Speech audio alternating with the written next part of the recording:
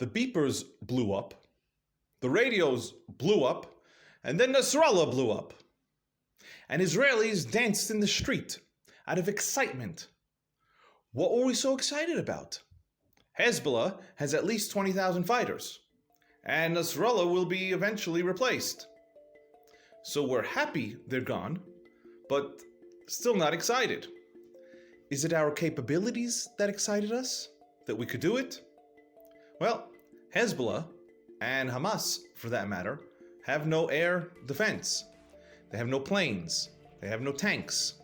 And we, Israel, are the fourth strongest army in the world, according to US News and World Reports.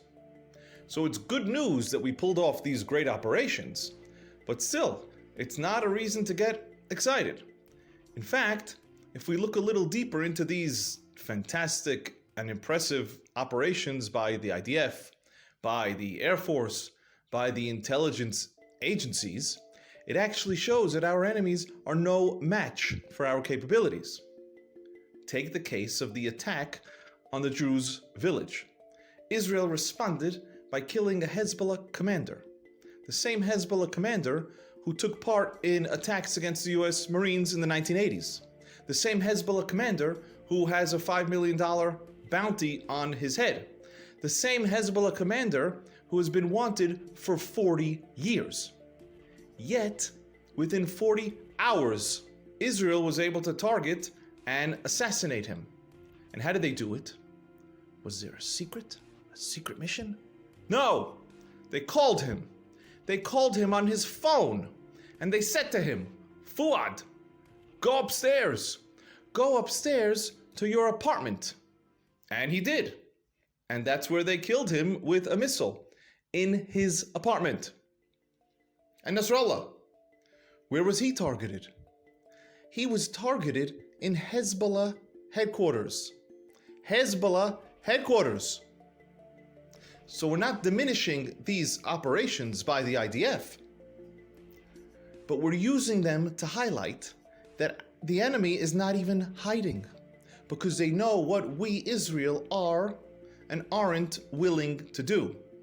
And that's exactly what we're excited about. We're excited that we were willing to kill Nasrallah. We're excited that we were willing to blow up pagers. We were excited for this sudden burst of courage by our political leaders and our military leaders.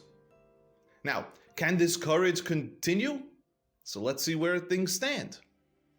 We are a year post October 7th, and we still have rockets from Gaza, and rockets from Hezbollah, and rockets from Yemen, and rockets from Iran, and rockets from Iraq. And we still have a bloodthirsty neighbor in the south. And we still have PIJ, we still have Fatah, and the Muslim Brotherhood, and PFLP. And meanwhile, we're still arguing whether the best aid is delivery by truck or boat or plane. And you'll ask, Ariel, what do you have against aid? You sadistic? It's not about the aid. It's tied to why we're so excited.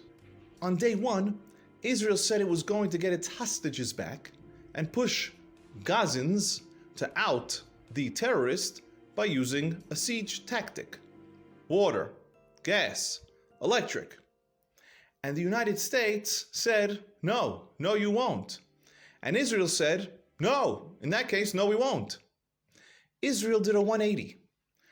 Israel did a 180 to become, from a siege, to become a food bank by land, and by sea, and by air. So right there, Israel told the US, and Israel told the world, and Israel told all our enemies, and Israel told the Israeli people that we, Israel, are unwilling to do what we think it takes to win because we are a puppet of the United States. So when Biden says, stay out of Beirut, Nasrallah feels free to go to his headquarters. And wanted commanders use their phones and sleep in their apartments. But it's also why, when we go against what the US says, and we do what's in Israel's best interest first, we get excited. We feel liberated. We break off these handcuffs and we do what is necessary. So how long will this last? Well, unfortunately, as we discuss a ground invasion, we are back to these keywords that include apologizing, justifying, rationalizing. We hear limited, targeted, precise, localized. This is not winning language. This is Gaza language. This is Gantz language. This is Galant language. And it doesn't intimidate anyone. And the defense minister has defined winning as returning the people home, meaning returning to the status quo that has included rockets for decades. So what prompted this sudden courage? One report says that Hezbollah planned a ground incursion. Now imagine, over 200 well-armed, well-trained Hezbollah terrorist teams raiding the north against a population that's unarmed. We'd be talking about thousands of hostages.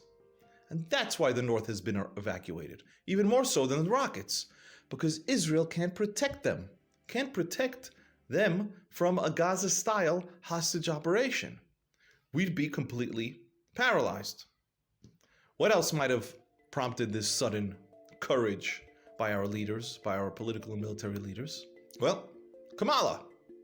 In Netanyahu's prior visit to the United States, he met with Kamala Harris. And she probably told him what anyone who has watched our video already knows, that Zionism and humanism are not compatible.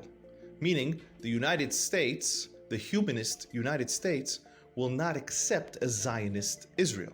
So you, Bibi, better plan on a two-state solution or else. Meanwhile, Bibi also met with Trump. Trump has bragged that he would immediately end the wars in Israel and the Ukraine. A Reagan-style Iran hostage release. It's very possible Trump gave Netanyahu full support, but only for a limited time. Now, don't message me and say, why are you so negative all the time? There's no negative and there's no positive. We look at what people say and what people do. We look at their goals and we look at their challenges. If we start saying what we want and don't want, that's called spin. That's called propaganda. And that's what turns you into a zombie.